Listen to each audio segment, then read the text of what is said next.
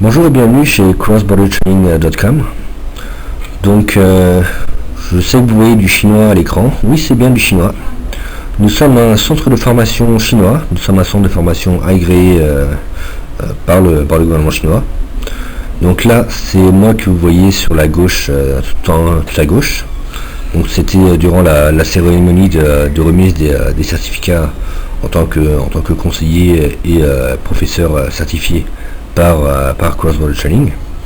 Donc nous sommes un centre de formation qui formons les sociétés chinoises au marketing internet, à tout ce qui est relatif à l'informatique en règle générale, aux solutions pour vendre à l'international. Et nous faisons nos cours de formation normalement en anglais et en chinois, mais il se trouve que je suis français, donc je vous ai concocté, je vous ai traduit tous les supports de cours, je vous les ai mis en ligne, vous les trouverez sur crossbordertraining.com/boutique. Donc voilà, je vais vous présenter un peu tout ce qui est faisable. Alors, quel est le principe de cross-border training? Le principe de cross-border training est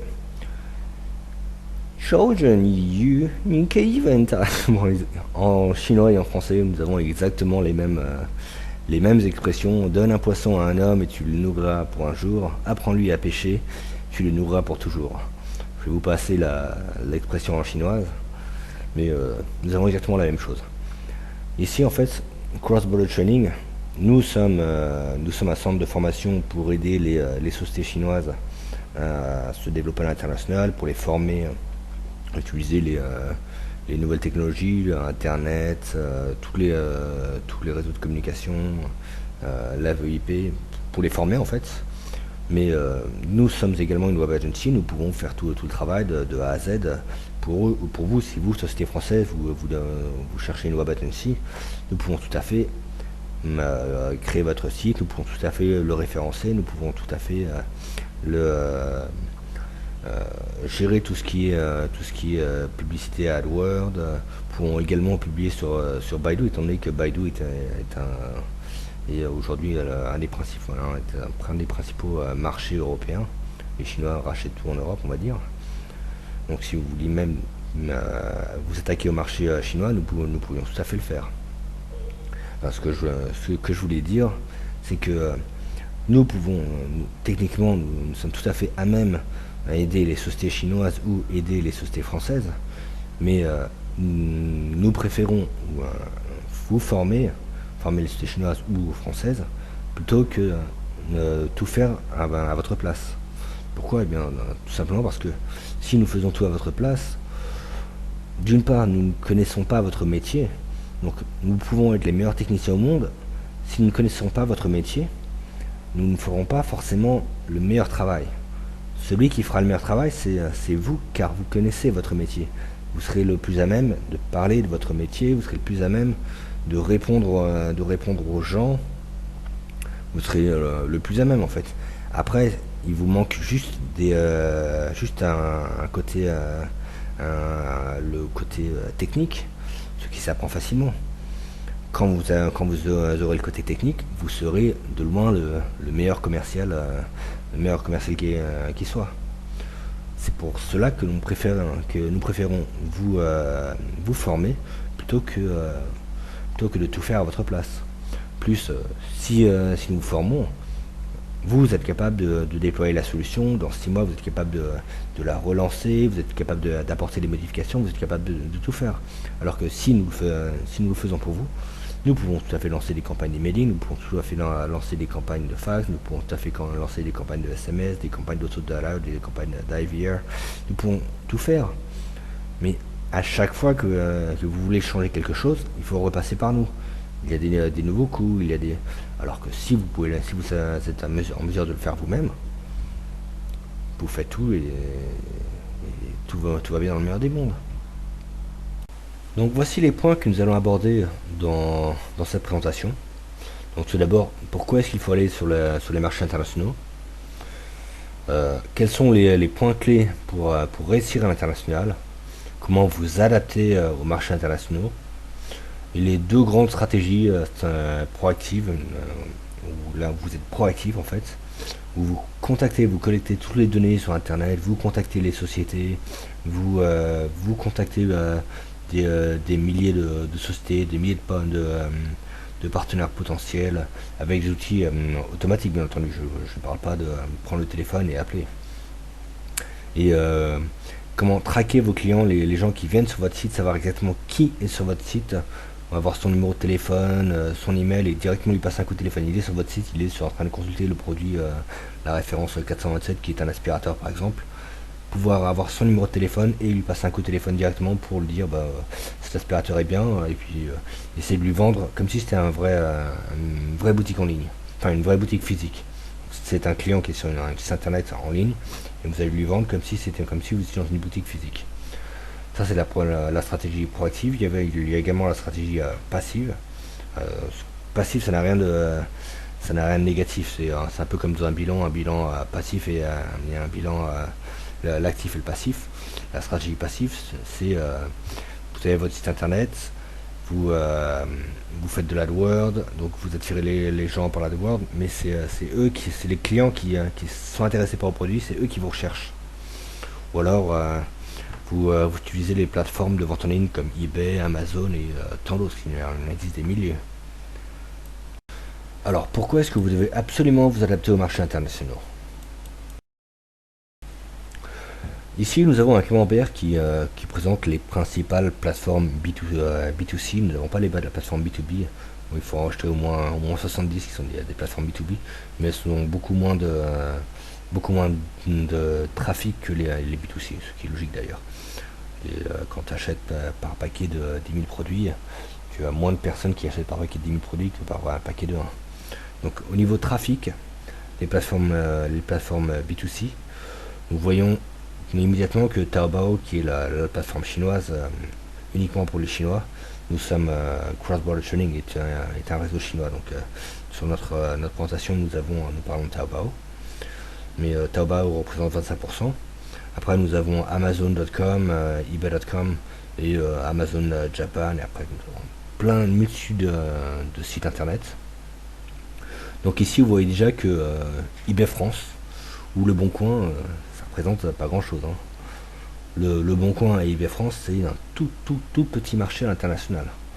Donc si vous vous arrêtez au Bon Coin et à eBay France, vous passez à côté de 99% de votre clientèle. Donc ici nous avons le même camembert sur lequel nous avons rajouté les deux principales plateformes publicitaires qui sont AdWords et Facebook Ads.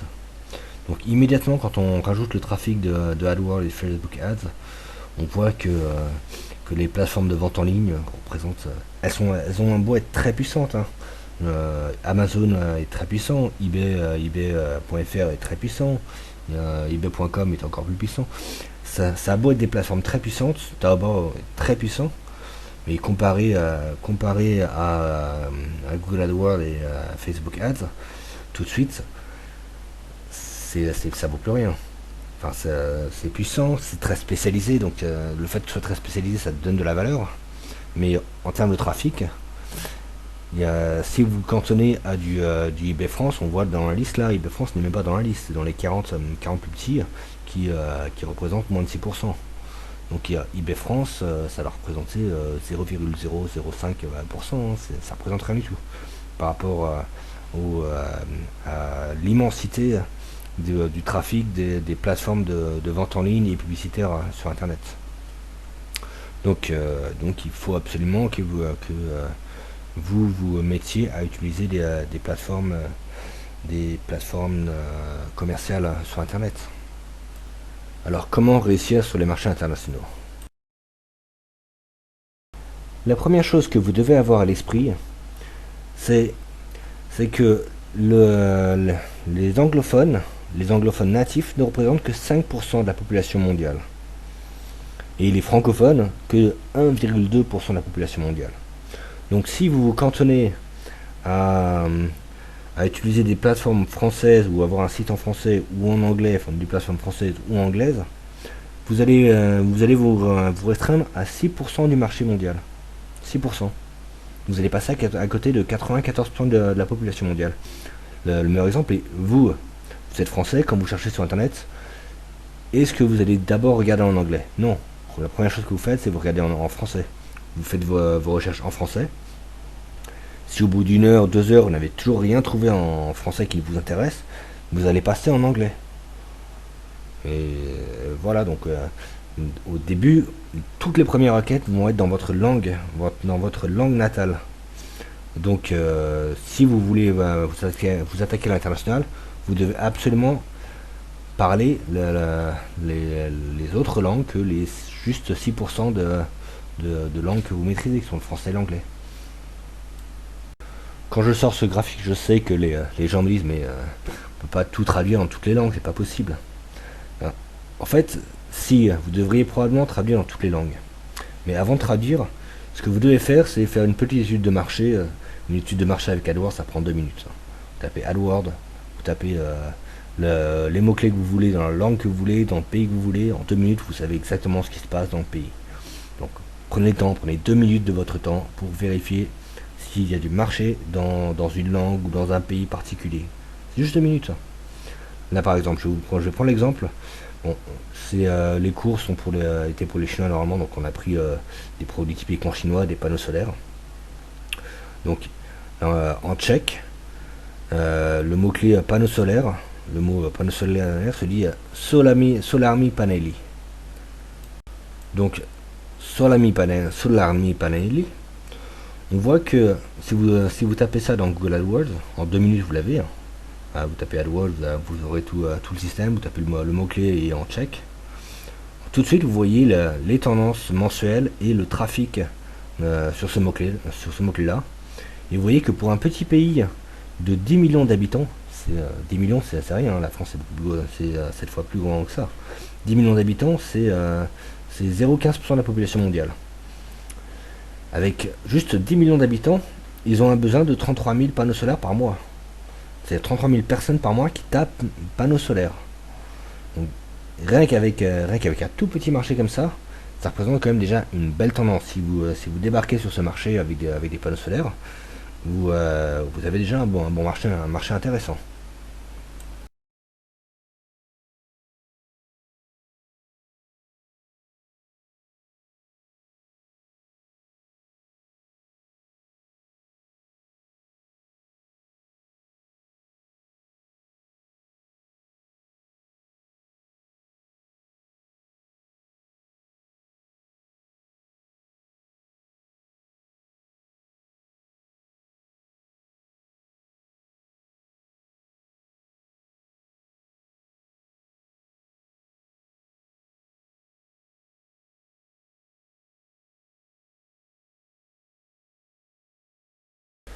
Donc on vient de voir qu'en République tchèque, le marché est intéressant, 33 000 panneaux solaires par mois, ça reste un marché intéressant.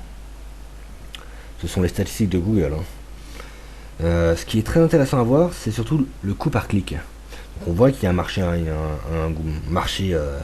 assez intéressant en République tchèque, mais quand on fait le test de regarder le coût par clic en anglais et le coût par clic en tchèque, on voit que le solar panel en anglais coûte 2,58€ le clic, alors que le même clic par un tchèque qui a le même pouvoir d'achat, qui a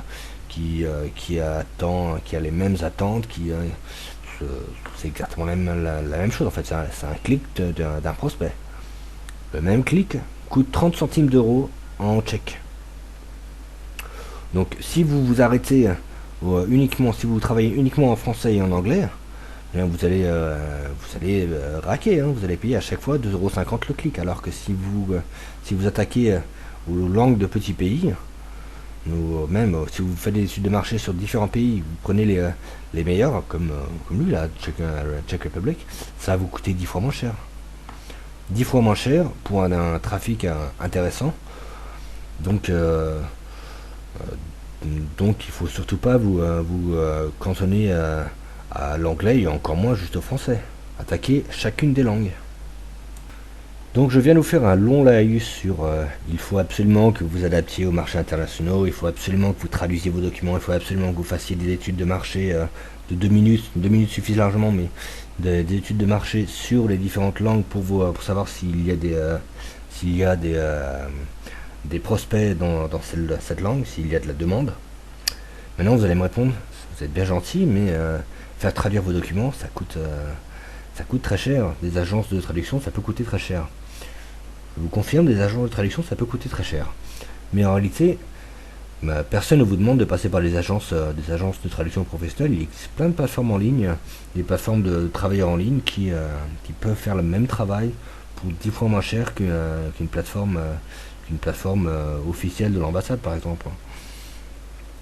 Nous formons par exemple les gens à utiliser Mechanical Turk. Mechanical Turk est une plateforme de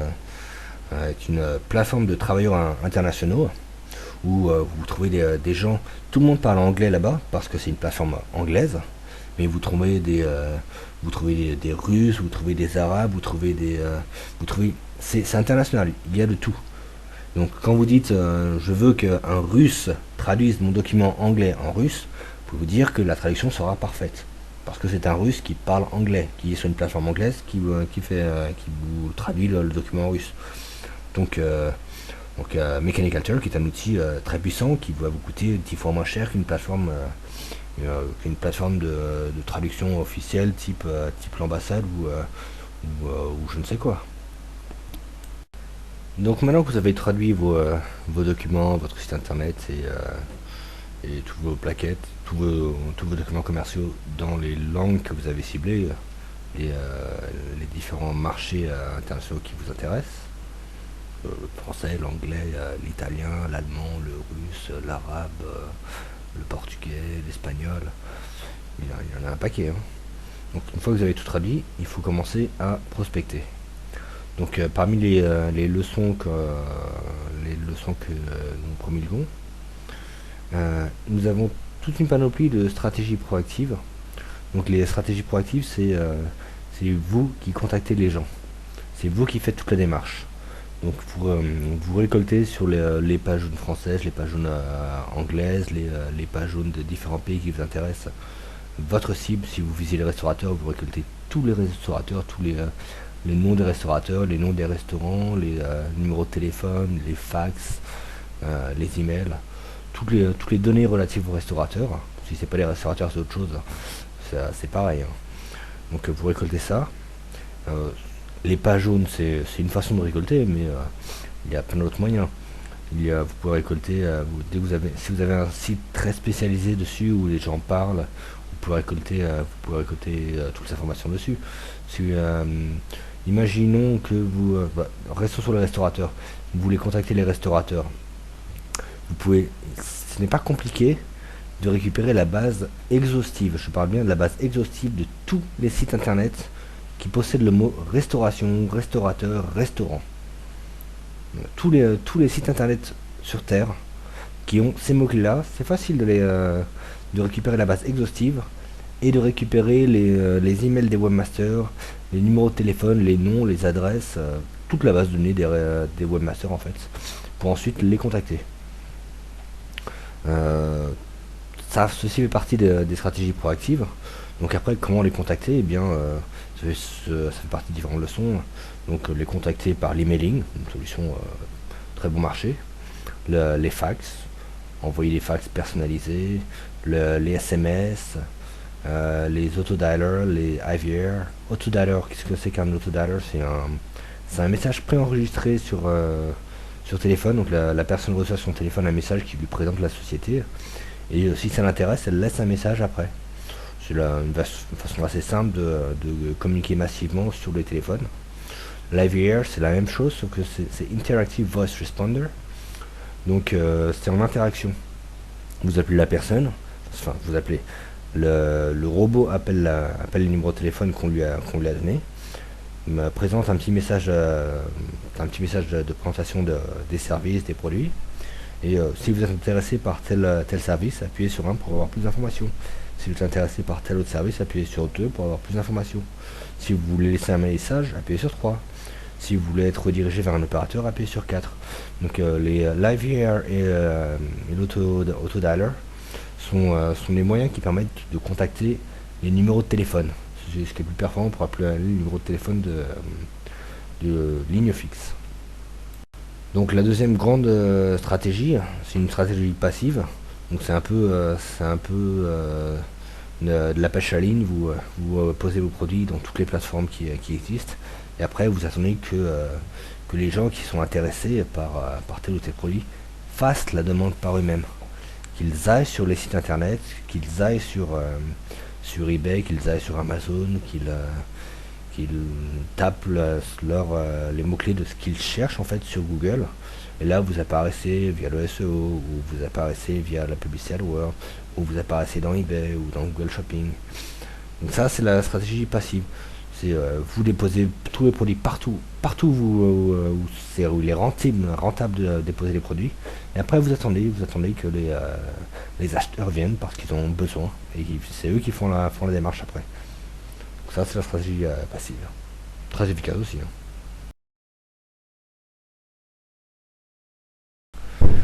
Donc avant d'entrer dans le vif du sujet sur les stratégies proactives, je souhaiterais vous parler de Pacific Prime, qui est une success story. Donc Pacific Prime, aujourd'hui, Pacific Prime a à peu près 120 000 clients. Attention, ce ne sont pas des clients, ils n'achètent pas des silos. Ce sont des clients qui achètent des assurances santé internationales. Le minimum, c'est 5 000 euros, ça va jusqu'à 15 000 euros. Donc 15 000 euros, la commande avec 120 000 clients qui renouvellent tous les ans, ça fait du très gros, très lourd.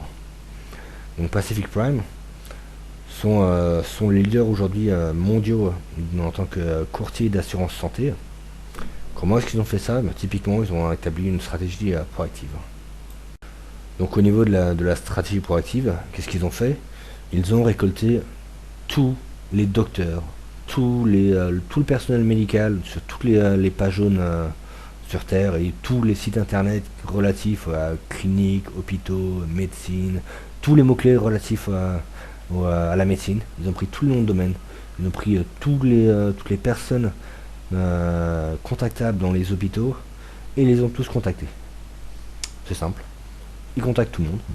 Alors en leur proposant, vous êtes un docteur, vous avez des patients, vous voyez régulièrement des patients qui viennent vous voir et qui n'ont pas d'assurance santé. Donc vous ne pouvez pas les traiter. Renvoyez-les nous. Si vous nous les renvoyez, nous allons pouvoir très souvent, nous sommes en mesure de pouvoir les assurer. Nous avons plus d'une centaine d'assurances, de contrats d'assurance, nous contrôlons plus d'une centaine de contrats d'assurance. Dans la plupart des cas, nous arriverons à les assurer. Donc envoyez-nous toutes les personnes que vous avez qui ne peuvent pas être soignées parce qu'ils n'ont pas d'assurance, et nous allons leur trouver une assurance. Et ils trouvent des assurances, et de cette manière ils payent des commissions aux cliniques, aux hôpitaux, aux docteurs, tous les personnels médicaux qui leur envoient des patients, qui leur envoient leurs patients, donc des futurs clients. Et c'est de cette manière qu'ils sont devenus numéro 1 mondial, tout simplement.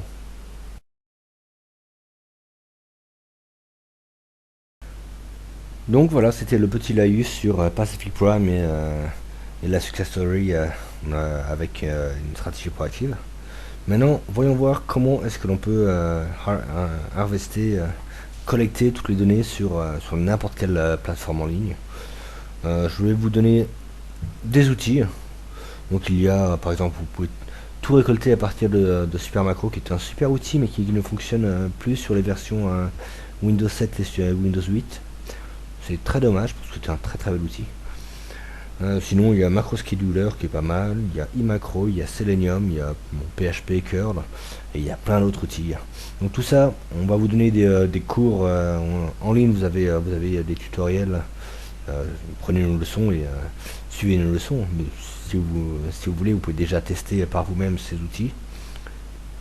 C'est pas si compliqué que ça, hein. Vous pouvez rentrer dedans et déjà tester comment collecter n'importe quel domaine à partir de ces outils là. C'est pas très très compliqué en soi. Si vous voulez des leçons, nous serons ravis de vous les donner. Donc avec ces outils, vous pouvez en soi récolter récolter toutes les bases de données de quasiment n'importe quelle page web. Bon, il y en a qui sont quand même très sécurisés, vous n'y arriverez pas avec ça, mais ceux qui sont moyennement sécurisés, les pages jaunes françaises sont moyennement sécurisées, les pages jaunes anglaises sont pas sécurisées, la plupart des pages jaunes ne sont pas sécurisées, donc vous pouvez complètement les harvester, j'ai que le mot anglais qui m'arrive, mais vous récoltez tout à partir de ça. Sinon, si je vous ai parlé des solutions pour récolter tous les noms de domaine, absolument tous les noms de domaine exhaustifs à partir de mots-clés, vous ne pouvez pas récolter à partir de ça, ce ne sont pas les bons outils. Là, il faut des leçons un peu plus poussées. Donc si ça vous intéresse, il vaut mieux que vous suiviez les leçons. Mais pour les pages jaunes, ça c'est très bien. Alors voyons comment envoyer des emails, des fax, des SMS. Bon, il faut savoir que tout ce que je vous dis là, comme par exemple quand je vous parle de e-macro, de super macro, tout ce que je vous dis en fait, je vous donne beaucoup d'informations très rapidement en 2 minutes chacune. Je vous donne comme AdWords, je vous ai parlé en 2 minutes, je vous ai parlé d'AdWords, mais chacune de ces plateformes, en réalité il faudrait au moins une bonne heure pour vous expliquer comment ça fonctionne. Mais en vous donnant les noms, si vous voulez tester par vous-même, vous pouvez tester par vous-même. Mais c'est vrai qu'il faudrait, ce serait quand même plus intéressant pour vous de prendre les leçons complètes, avec une formation complète sur l'outil, comme ça vous comprendrez bien comment ça fonctionne. Mais bon, si vous voulez envoyer des emails massivement, il y a Mailchimp qui est pas mauvais. Pourquoi il est pas mauvais? Parce qu'il appartient à Google en fait. Mailchimp c'est un outil Google, c'est un outil Gmail, donc c'est Gmail qui envoie les mails. Donc c'est un outil assez puissant. Le problème est que je le trouve assez cher. Il est à 2 centimes de dollars par email après les 2000 premiers emails. Donc il n'est pas donné, mais il est assez puissant. Bon, en plus de ça, il y a plein de techniques pour passer les filtres anti-spam. Lui, il est bien parce qu'il a une très bonne réputation, donc les filtres anti-spam l'accèdent facilement. Mais même en utilisant Mailchimp, il y a encore plein de petites techniques pour améliorer la délivrabilité, comme mettre le nom, toujours associer un nom à une email adresse, ou écrire les titres d'une certaine manière, ou customiser le message. Il y a plein de techniques pour améliorer la délivrabilité des emails. À défaut, Mailchimp est déjà pas mal. Le problème est qu'il n'y a que 2000 emails gratuits avec Mailchimp. Vous avez d'autres plateformes, Mandrill qui est pas cher du tout. Ne prenez pas la version gratuite, c'est de la merde. C'est vraiment de la merde. La version gratuite, vous allez filtrer partout.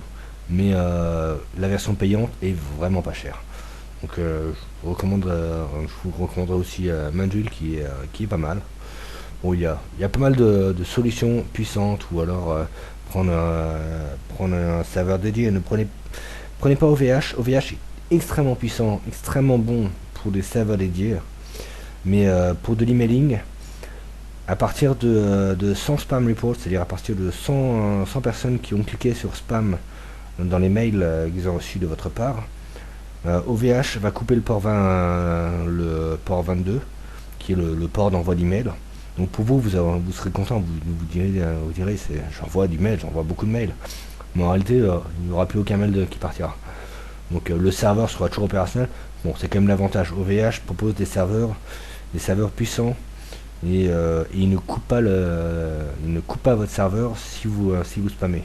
Ils vont vous couper votre port de mail, mais pas votre serveur web. C'est déjà un bon avantage, alors que GoDaddy, ils vont quand même des ports, ils cassent tout, et puis dégagez. Donc surtout ne prenez pas GoDaddy. Celui qui est pas mal, c'est Dailybox. Dailybox est très bien. Dailybox, il vous coupe pas facilement, et il vous permet d'envoyer un sacré paquet de mails avant de vous bloquer. Ça, c'est si vous prenez les solutions de serveur dédié. Sinon, en SMTP, c'est vrai que Mandrill est pas mal. Bon, on pourrait parler comme ça pendant des heures des solutions d'emailing. En fait, il y a plein de... Je ne vais pas rentrer trop dans le détail non plus. Donc pour tout ce qui est SMS et fax, ce qui est très important, email aussi d'ailleurs, email, SMS et fax, c'est un code de tracking pour savoir qui clique, qui va sur le site. C'est le plus important pratiquement. Si vous n'avez pas de code de tracking, vous ne savez pas ce qui se passe. Non seulement vous ne savez pas ce qui se passe, mais vous n'allez pas à côté de vente. Les gens, vous ne pouvez pas recontacter les gens qui sont intéressés. Alors que si vous mettez un code de tracking, vous savez exactement qui est intéressé par quel produit, et vous pouvez prendre le téléphone et lui passer un coup de téléphone et finaliser la vente. Vous allez vendre 20 fois plus avec un code de tracking que sans code de tracking. Donc vous mettez les codes de tracking, c'est extrêmement important. Donc comment mettre des codes de tracking? Bon, par SMS et par fax. Des solutions mail to SMS ou mail to fax sont de très bonnes solutions parce que c'est contrôlable complètement en PHP. Vous pouvez en faire ce que vous voulez de vos SMS, vous pouvez faire ce que vous voulez de vos fax. Donc les solutions mail to SMS et mail to fax sont assez bonnes. Surtout si vous vivez en France, et après a priori vous vivez en France parce que cette vidéo est dédicacée aux Français, même si moi je suis très loin, je suis en Chine, cette vidéo est dédicacée aux Français. En France, vous avez Bouygues Télécom qui permet l'envoi de SMS illimité. Vous prenez des solutions, la solution s'appelle Mail to SMS sur le téléphone Android. Vous branchez ça sur votre... non, même pas. Vous installez l'application Mail to SMS qui est redirigée sur Gmail, et de Gmail vous envoyez tous vos SMS gratuitement, sachant que le PHP contrôle les emails envoyés sur Gmail. Donc là, vous pouvez inonder la France gratuitement. Donc oui, Mail to SMS est un très bon outil. Mail to Fax est très bien. Bon, il y a plein d'autres solutions. On va pas trop rentrer dans le détail, mais oui, voici alors code de tracking et Mail to SMS pour customiser. Pareil pour les emails, il faut absolument customiser les emails. Donc voici un exemple de SMS customisé. Donc c'est en anglais, désolé, on fait des formations aux Chinois qui parlent anglais. Donc les exemples de SMS, c'est hello the name, it's on met le nom de la société, enfin, votre nom, from votre compagnie. Are you still interested by le produit que la dernière fois la personne était intéressée par. I have a new product even better than l'ancien, et là vous collez le nouveau. At only le nouveau prix. Are you interested? Call me at. Tu mets le numéro de téléphone. Visite le nom de domaine avec le tracker. Très important de savoir qui va dessus, qui est intéressé. Le nom. Et comme ça vous pouvez générer un paquet de SMS. Mais quand la personne reçoit le SMS, il a l'impression que que vous l'avez écrit spécifiquement à lui. Vous avez écrit un seul SMS de la journée juste pour lui. Là il va se dire ce gars-là, j'ai dû le rencontrer. J'en ai eu des gens comme ça d'ailleurs, qui sont arrivés. Ah, je me souviens, je t'ai rencontré il y a 2 ans au café de machin. Pas du tout. J'avais envoyé un millier de SMS. Mais oui, tu es le frère de. C'est tellement personnalisé que la personne se dit, lui, je l'ai rencontré à telle soirée et c'est fini. Il est parti, il prend tous tes produits. C'est très très efficace quand on customise les emails, les mails, les fax. Donc voici un exemple de SMS généré. Hello Nicolas, it's Yulong. Oui, c'est chinois. Hein. Yulong from LED88. Ils font beaucoup de solutions LED, donc on a pris comme exemple LED88. Et 88 en Chine, c'est fortune. Le 8, c'est le signe de la fortune, donc ils mettent des 888 partout.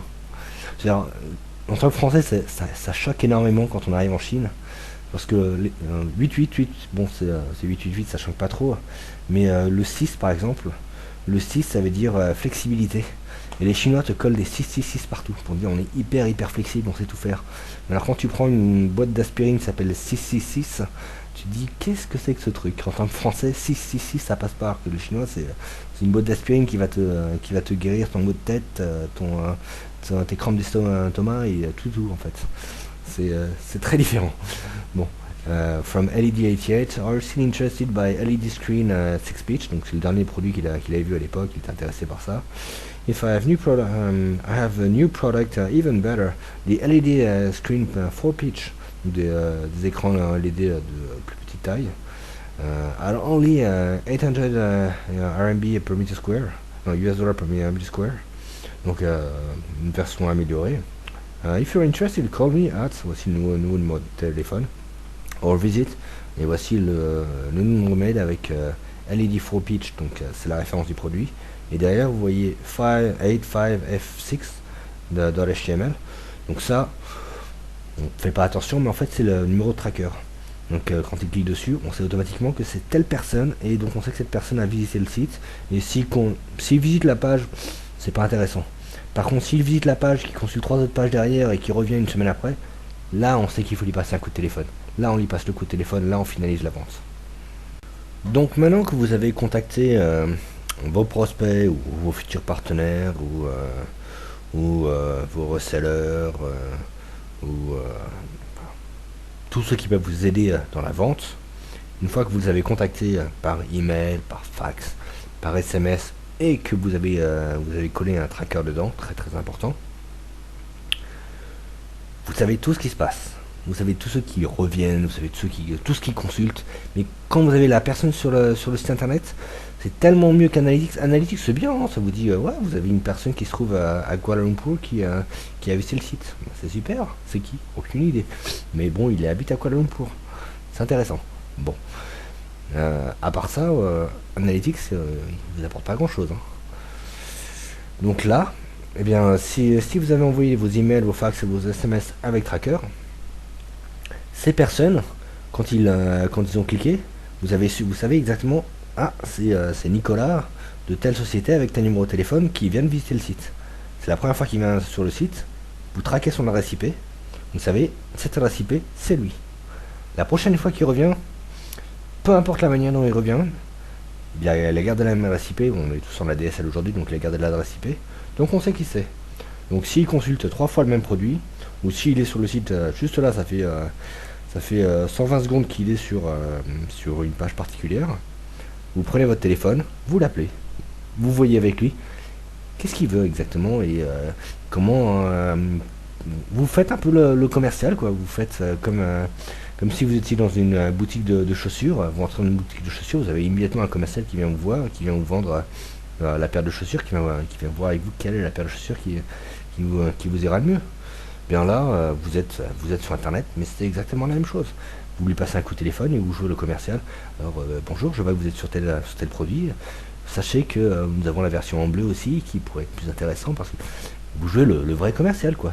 C'est exactement comme si vous étiez dans une boutique physique, mais c'est internet. Donc faisons un peu le bilan des stratégies proactives avec Tracker. Je vous ai pas encore parlé des autodialers, mais parce qu'on peut pas mettre de tracker dans les autodialers, c'est une voix, donc et à part on peut pas mettre d'identifiant. Donc dans tout ce qui est avec Tracker, donc la première étape est de récolter toutes les coordonnées de votre cible. Si vous visez les restaurateurs, tous les restaurateurs sur la France, tous les restaurateurs en Angleterre ou dans les pays qui vous intéressent, donc vous les prenez tous. Et les noms, les prénoms, les adresses, les réseaux sociaux, les numéros de téléphone, les fax, les SMS, tout, les emails bien sûr. Et comme ça vous pouvez après faire des messages très customisés. Bonjour Nicolas, j'ai vu ton site internet, il est très intéressant. Le gars il reçoit le mail, il se dit bon, bah, c'est une personne qui me contacte moi spécialement moi. Hein. Alors que pas du tout, c'est envoyé en automatique. Donc vous pouvez prendre ça par des pages jaunes, des chambres de commerce, des annuaires ou des banques de Whois, très très efficace aussi. Donc quand vous avez récolté toute la base, vous leur envoyez un message via une des solutions ou via les 3 solutions. Hein. Vous pouvez les contacter de multiples manières. Vous traquez l'adresse IP. Donc vous savez, telle adresse IP, c'est telle personne. Si vous voyez que dans une semaine, dans un mois, cette adresse IP, quelqu'un revient, vous savez que c'est telle personne. Vous savez, vous l'avez traqué plutôt. Donc vous l'avez traqué. Si il consulte par exemple 3 fois le même produit, il est sur votre site, il consulte 3 fois une paire de chaussures, vous savez qu'il est intéressé par cette paire de chaussures. Qu'est-ce que vous faites? Vous envoyez immédiatement un email en disant Oh, on a une promotion à 5% de réduction sur tel produit. En fait, la promotion est tout le temps sur tous les produits, mais vous dites sur tel produit, c'est son produit, c'est le produit qui l'intéresse. Nous faisons une promotion de 5% cette semaine. Le gars, il va être très intéressant, on va juste me faire une promotion. Il va être ouais, il va probablement le prendre. S'il le prend pas, 5 jours plus tard, une piqûre de rappel, vous renvoyez un email. Attention, la promotion se termine dans 2 jours. C'est la fin là, hein. Prenez-le tout de suite. Donc vous avez plus que 2 jours pour la prendre. Donc là, s'il le prend pas, vous ne l'aurez jamais avec lui, hein, mais il y a de fortes chances qu'il passe, qu'il prenne votre paire de chaussures tout de suite. Alors voyons maintenant les autodialers, les IVR, autodialer, IVR, Interactive Voice Responder. Donc il faut savoir, là vous n'avez pas encore, vous êtes en train de regarder la vidéo, vous n'avez pas encore mis les mains dans le cambouis, vous n'avez jamais encore, vous n'avez peut-être jamais encore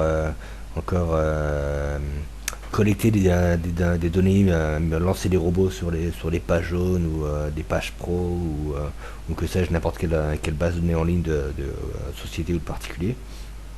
Vous n'êtes encore jamais attaqué à ça. Quand vous allez le faire, vous allez vous rendre compte que 70% des numéros sont des numéros, enfin 70% des coordonnées sont des numéros de téléphone fixe.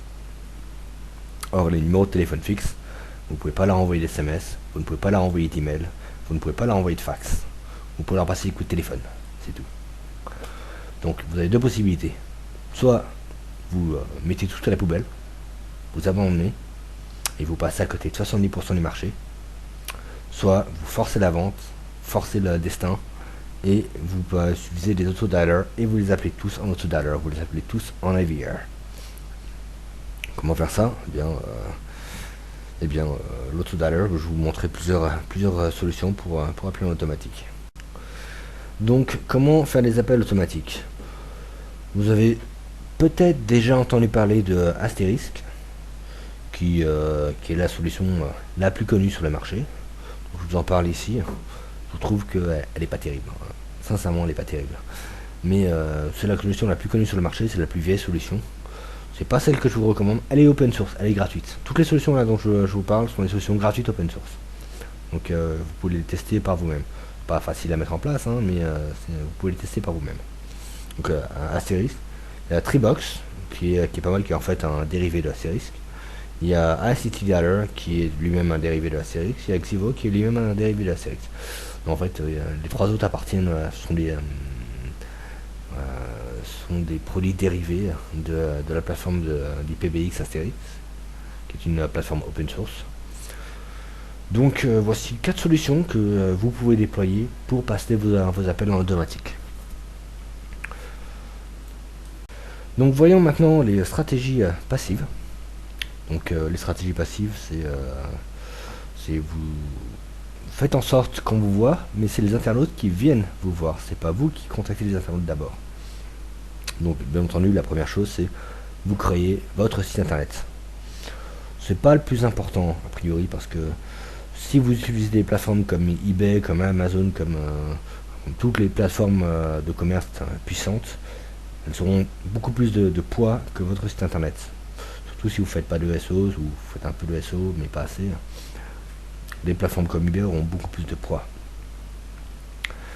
Donc si vous vous lancez dans le site internet, votre propre site internet, car vous voulez, c'est une question d'image de marque aussi, plus si vous vendez sur eBay, c'est quand même bien d'avoir votre site internet ou sur les plateformes comme ça, parce qu'à chaque fois que vous publiez sur eBay France, Germany, et enfin tous les 20 plateformes eBay qui existent, ainsi que les 20 plateformes Amazon qui existent, et toutes les autres plateformes qui existent, chaque fois que vous publiez dessus, vous faites un lien sur votre site internet. Donc votre site internet va être très puissant, et les gens qui passent sur eBay vont être redirigés sur votre site internet et vont regarder les produits qui se trouvent sur votre site internet. Ils vont peut-être acheter des produits qui sont sur votre site internet, mais pas sur eBay. Donc c'est quand même pas mal. C'est quand même pas mal d'avoir son propre site internet. Donc nous avons des leçons spécifiques sur comment devenir webmaster. Les webmasters en herbe, on n'a aucune idée de comment faire un site internet. Eh bien on peut les faire, c'est pas compliqué. Vous qui n'avez jamais touché à un script PHP, vous n'avez jamais fait du FTP, je vous garantis que vous êtes en mesure de faire votre propre site internet très facilement et très joli. C'est pas compliqué, hein. Il n'y a rien de compliqué dans un site internet en réalité. Les gens se disent, waouh, c'est un super webmaster, il a fait un superbe site en Ajax qui fait téléphone portable. Ouais, c'est très très compliqué. Non, il y a vraiment rien. Vous prenez OS Commerce, vous prenez PrestaShop, vous prenez Magento, vous prenez Zencard, vous uploadez, vous donnez les accès de connexion MySQL et puis terminé quoi. Ça fonctionne. Vous envoyez un template et c'est terminé. Bon, c'est pas, y a rien de très très méchant. Donc, si vous voulez le faire vous-même, allez-y, c'est très très simple. On a des cours spécifiques sur comment intégrer, comment créer son propre site internet avec ce genre de CMS. Alors, en réalité, c'est même pas de la boutique en ligne. Vous pouvez déployer n'importe quel CMS si vous voulez faire des chats, si vous voulez faire un Facebook, vous pouvez faire des Facebook. Hein, faites votre propre Facebook, ça n'a rien de compliqué à faire.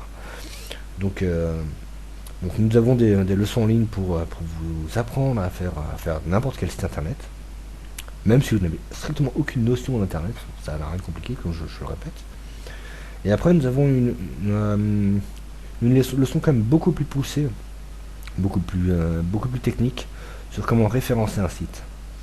Référencer, c'est important, surtout à l'international, parce que en fait, c'est pas si compliqué que ça d'être le numéro 1 dans une langue étrangère si vous employez les bonnes méthodes.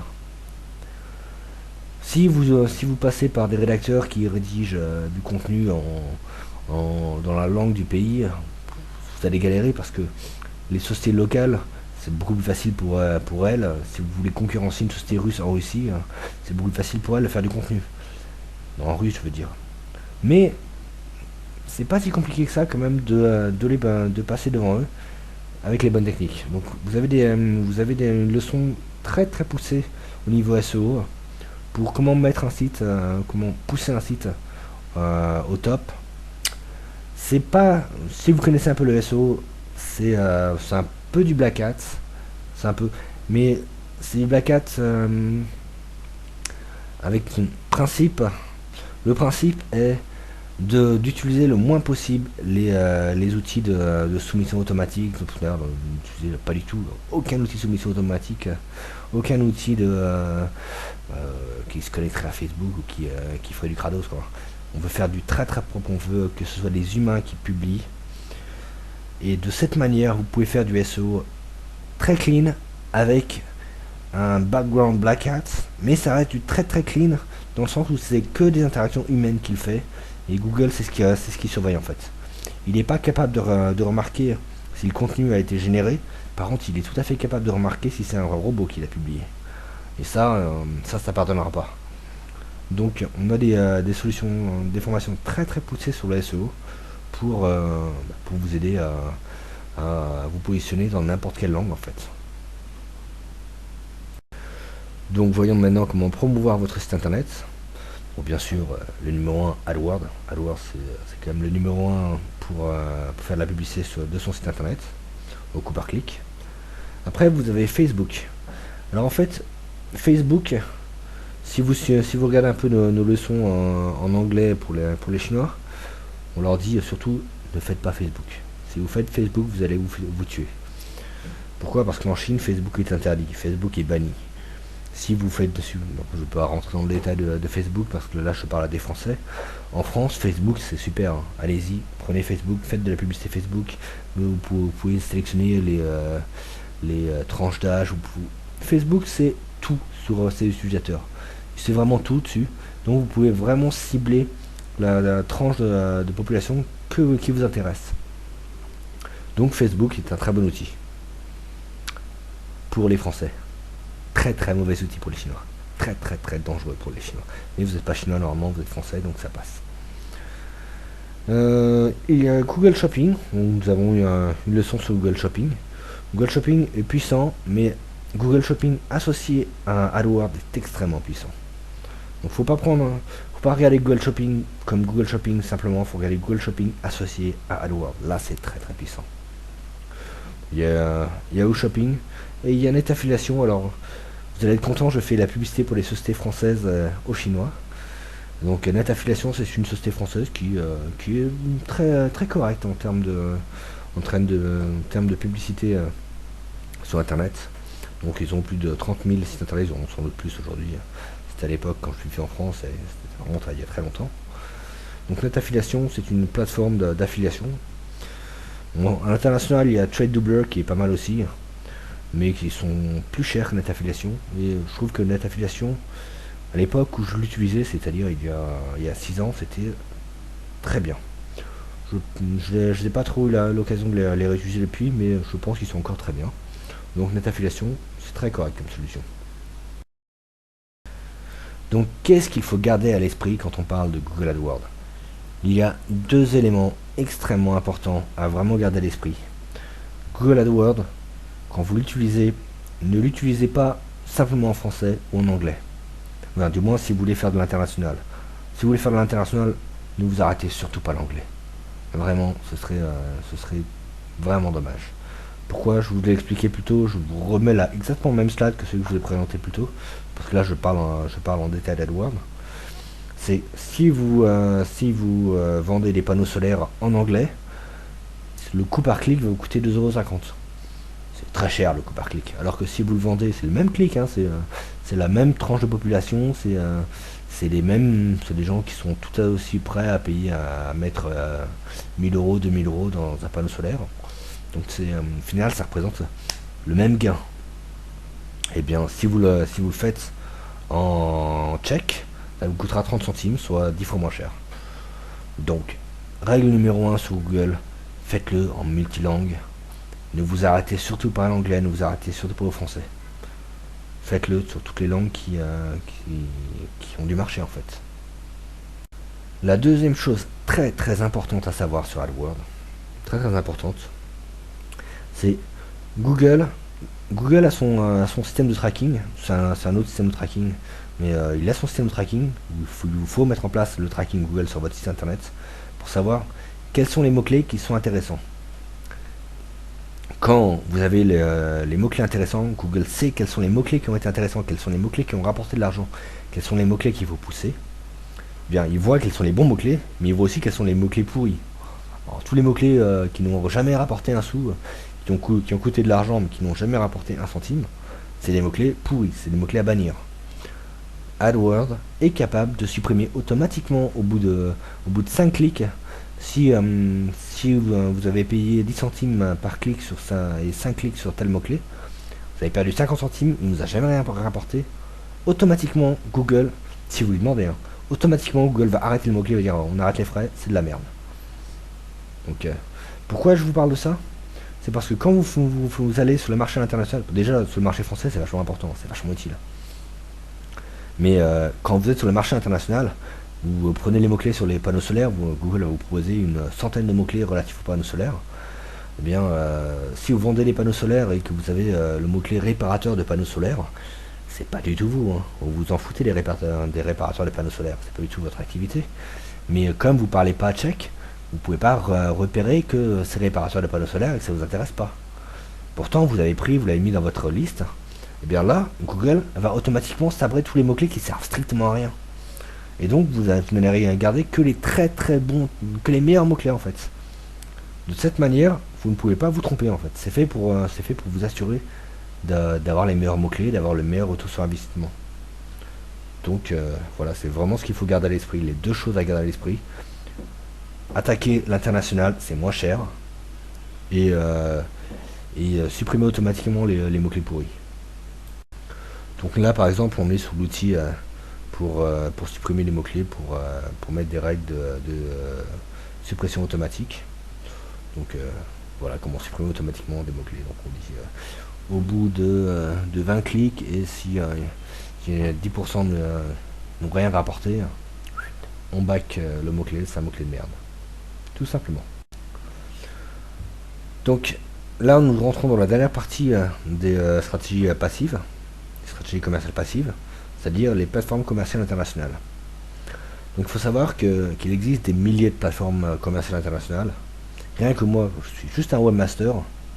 Et, durant mon cursus professionnel, j'ai déjà installé pour 3 clients des plateformes de vente en ligne multi-vendeurs. Donc rien que moi, je suis un webmaster, j'en ai déjà installé 3. Donc il existe des dizaines de milliers de webmasters. Je vous laisse imaginer combien de dizaines de milliers de plateformes de vente en ligne existent sur Internet, de plateformes multi-vendeurs. Donc, parmi ces milliers de plateformes, en fait, bon, parmi ces milliers de plateformes, il faut savoir quelles sont les bonnes plateformes, quelles sont les plateformes pourries. Et donc nous allons vous montrer, suivez nos leçons et nous allons vous donner exactement les listes des très bonnes plateformes, des plateformes où il ne faut pas y aller, ça sert à rien. Voilà pour résumer. Maintenant, voyons, quand vous voulez vendre, vous êtes sur eBay par exemple. Vous voulez vendre, vous posez votre annonce. Bien, vous êtes un newbie, vous venez de débarquer en tant que vendeur, vous allez avoir beaucoup de mal à vendre. Pourquoi? Parce que vous n'avez aucune évaluation. Personne ne vous fait confiance. Vous êtes un newbie. Vous êtes au même rang que tous les escrocs qui vendent un bien, qui reçoivent de l'argent, qui se cassent et qui recréent un nouveau compte. Donc vous êtes exactement, vous êtes flagué, je suis un escroc. À peu près, ça veut dire à peu près ça, hein, quand vous êtes un newbie. Car tous les newbies, la moitié des newbies sont des escrocs en fait. Donc l'autre moitié ne sont pas des escrocs, mais vous êtes flagué comme tel. Donc tant que vous n'avez pas plein d'évaluations positives, vous allez avoir toujours du mal à vendre. Et c'est un peu le chat qui se mord la queue, hein. C'est très difficile. Les premières ventes sont très difficiles parce que personne ne vous fait confiance. Et non seulement ils ne vous font pas confiance, mais si jamais vous avez le moindre problème de livraison, de retard ou quoi que ce soit, ils vont être cinglants parce qu'ils vont se dire encore un escroc. Donc le début est très difficile. Donc il vous faut rapidement trouver des évaluations positives. Et il y a des techniques, hein, pour avoir facilement des évaluations positives. Et après une vingtaine d'évaluations positives, une trentaine, si on en a plus c'est mieux, hein, mais une vingtaine c'est suffisant. À partir de 20, les gens commencent à vous faire confiance. Et là, les ventes vont arriver naturellement. Oui, donc comme je disais, sans un grand nombre d'évaluations positives, vous n'allez pas pouvoir vendre quoi que ce soit. Or, il vous faut vendre pour avoir des évaluations positives. Donc c'est le serpent qui se mord la queue. Bon, je vous rassure, il existe des techniques, c'est pas si compliqué, il y a des techniques pour avoir plein d'évaluations rapidement. Surtout sur eBay. Alors, eBay c'est très bien parce que eBay c'est un gros réseau, il y a une vingtaine de plateformes eBay, mais c'est centralisé avec une seule base de données. Ce qui fait que vous avez un compte eBay France, vous pouvez publier sur ebay.com, sur eBay Allemagne, eBay Italie, eBay Espagne, eBay Brésil. Vous pouvez publier sur toutes les plateformes eBay, peu importe la plateforme.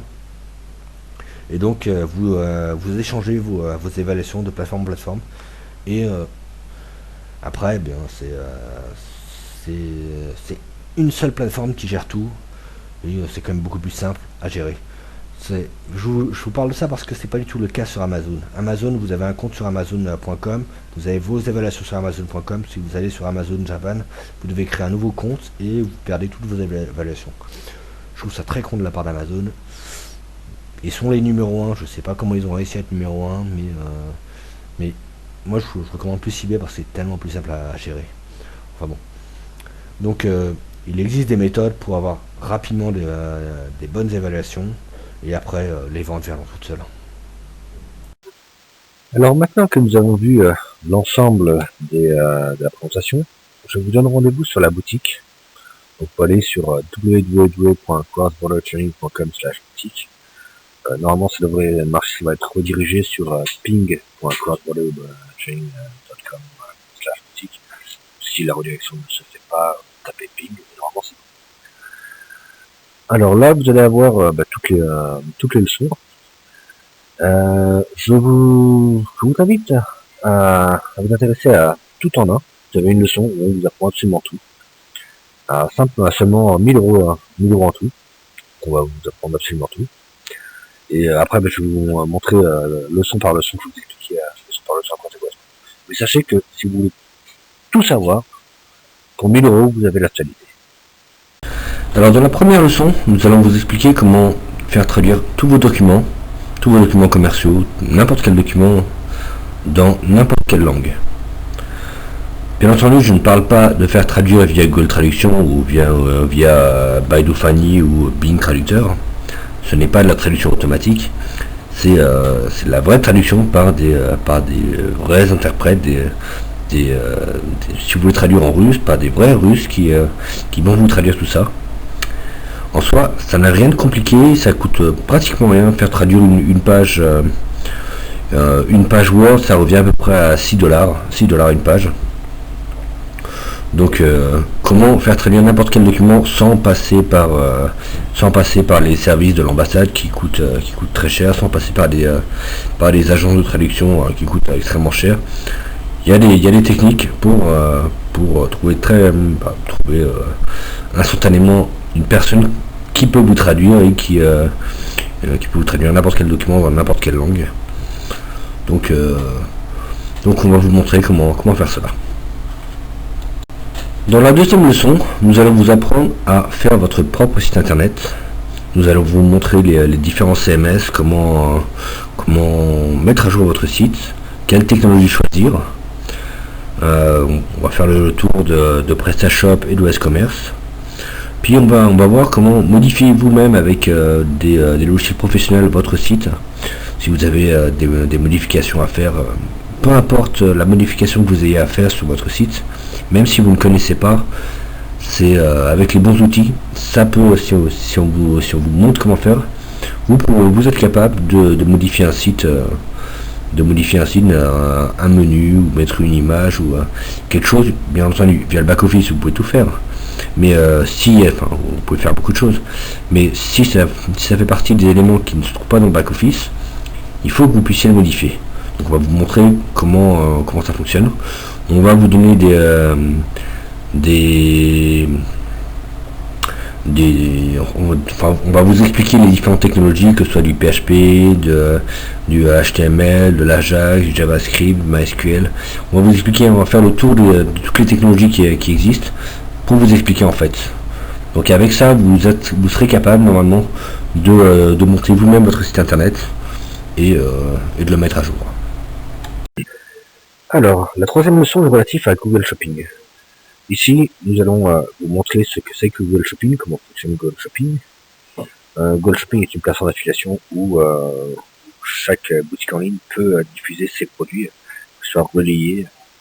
C'est une sorte d'affiliation, une sorte de plateforme d'affiliation en fait. Donc, on va vous expliquer comment ça fonctionne, on va prendre des exemples.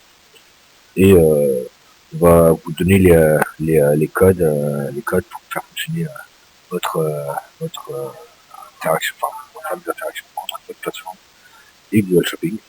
Et on va également vous montrer les vrais avantages de Google Shopping. Si vous utilisez la version simple de Google Shopping, c'est bien, mais sans être super puissant. Il faut associer Google Shopping à Google AdWords. Là, ça devient quelque chose de vraiment puissant. Donc, tout ce qu'on va voir dans cette leçon, c'est comment utiliser Google Shopping de manière optimale. Alors la quatrième leçon, on va vous apprendre comment utiliser AdWords, comment optimiser vos campagnes, comment gérer au mieux le retour, les statistiques, pour voir quels sont les mots-clés qui sont intéressants, quels sont les mots-clés qu'il faut retirer. On va vous apprendre à optimiser votre retour sur investissement, comment trouver des bons mots-clés, comment trouver des mots-clés qui ne coûtent pas cher et qui rapportent gros. Voilà. Dans cette leçon, on va également vous apprendre comment utiliser AdWords à l'international, parce que c'est vrai qu'à l'international, on peut faire des choses extraordinaires.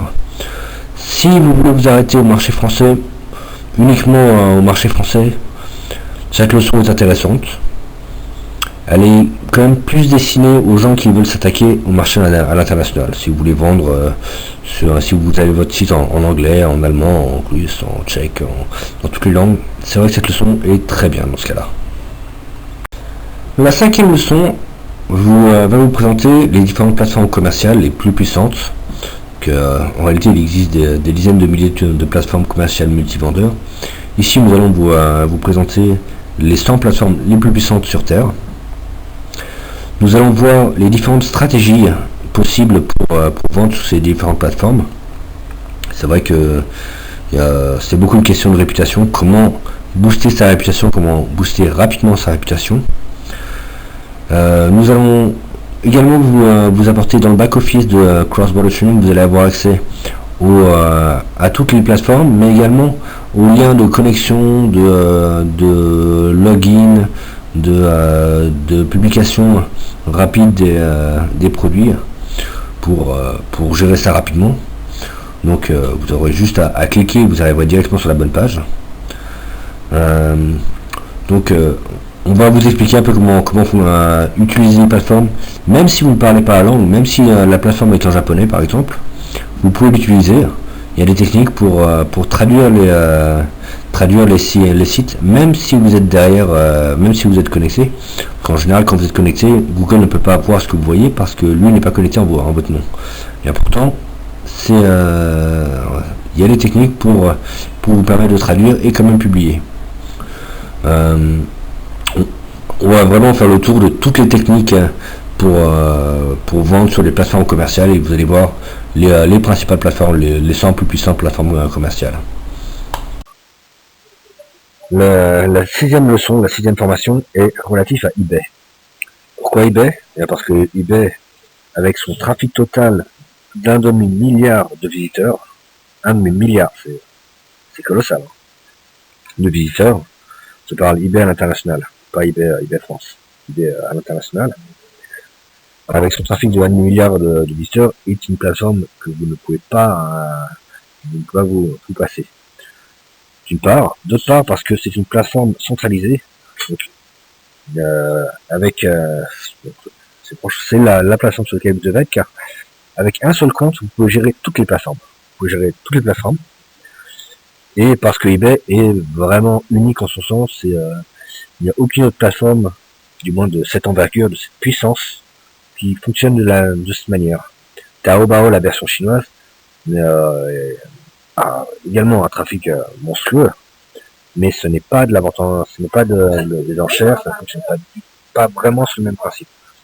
eBay a un mode de fonctionnement qui est très très particulier, et quand vous maîtrisez son mode de fonctionnement, là ça devient vraiment très très très puissant.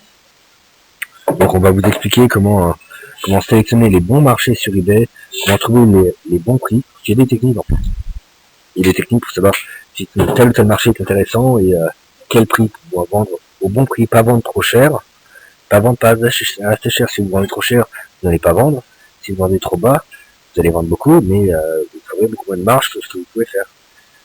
Il y a des techniques pour savoir exactement comment obtenir le meilleur prix, le bon prix, pour vendre un maximum et un maximum de bénéfices. Et nous allons également vous expliquer comment booster vos évaluations de manière tout à fait légale. On ne va pas vous expliquer comment faire des faux comptes. Vous faites des faux comptes et vous créez des évaluations. Non, parce que si vous faites ça, vous allez avoir votre compte avec plein d'évaluations de comptes, de faux comptes qui viennent juste d'être créés et qui, d'ailleurs, c'est même pas possible, parce que c'est très compliqué. Là, il faut au moins 5 évaluations pour avoir le droit de donner des évaluations. Donc, ce qu'on va vous expliquer, c'est comment obtenir rapidement des centaines d'évaluations positives sans utiliser des techniques qu'on va classer, qu'on va appeler illégales, qui est de faire des faux comptes et de voter pour soi-même. Ça marchait il y a 10 ans, ça marche plus aujourd'hui. Et en plus, non seulement ça marche plus aujourd'hui, mais si vous faites ça, vous risquez de vous faire allumer. Non, il y a d'autres techniques tout à fait légales pour gonfler artificiellement vos évaluations et ainsi avoir une énorme crédibilité sur le marché. La 7e leçon est relative aux techniques d'aspiration de n'importe quel site internet, même pas forcément d'un site internet, même d'un CD, pour aspirer des données sous un format informatique, quel qu'il soit. Donc, si vous avez un site internet, les pages jaunes sont le meilleur exemple. Vous avez des pages jaunes, vous voulez aspirer toutes les données sur un secteur particulier, vous vendez par exemple votre produit est destiné à l'hôtellerie par exemple, eh bien, comment faire pour aspirer les coordonnées de tous les hôtels sur n'importe quelle page jaune au monde. Il existe plusieurs milliers de sites internet qui se revendiquent des pages jaunes. On a répertorié les puissances. Comment aspirer ces coordonnées, peu importe le site. Il y a des techniques, donc on va vous les apprendre.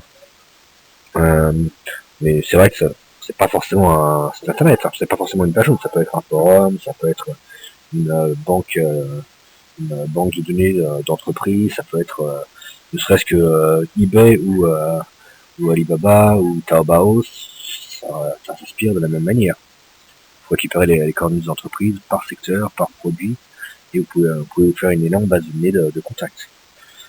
Même en CD, comme je vous disais précédemment, si c'est un CD, il y a des techniques pour l'aspirer. Donc là, on va vous montrer par différents processus. Il y a différentes méthodes. Il y a des méthodes très simples, il y a des méthodes un peu plus compliquées, il y a des méthodes nettement plus compliquées, mais qui sont vachement plus rapides, et au moins, quand ça fonctionne, vous pouvez aller vous coucher, sûr que ça tourne tout seul. Donc on va vous montrer les différentes techniques pour aspirer n'importe quelle base de données en ligne pour ensuite les contacter. Quand je dis aspirer les bases de données, je ne parle pas uniquement des emails. Vous allez trouver des logiciels sur internet qui vous permettent d'aspirer des emails. Ça veut rien, ça. Super, vous avez un email. C'est qui? C'est quoi? Est-ce qu'il est relatif? Est-ce qu'il est vraiment dans le domaine? Ça, vous ne savez rien, c'est juste un email trouvé sur un site. Vous ne pouvez pas le savoir. Par contre, ici, vous allez pouvoir récolter l'email, le numéro de téléphone, le fax, le nom, la raison sociale de l'entreprise et les produits qu'ils font, plus l'adresse et toute l'information qui se trouve sur le site. Vous allez récupérer ça et vous allez mettre ça dans une base de données. C'est qu'après, vous savez, vous pouvez taper dans la base, je cherche les gens qui font des chaussures. Et là, vous avez toutes les personnes qui font des chaussures. Voilà ce qu'on va vous apprendre. Vous voyez qu'il y a un deuxième lien également ici. Je vous ai mis crossbordertraining.com/CYP.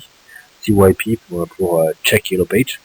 Vous allez atterrir sur une page où vous allez avoir un moteur dans lequel vous pouvez mettre vos mots-clés avec des virgules. Si vous avez 3 mots-clés, si vous faites des frigos, mais vous vendez des frigos, vous pouvez taper réfrigérateur, congélateur et d'autres mots-clés.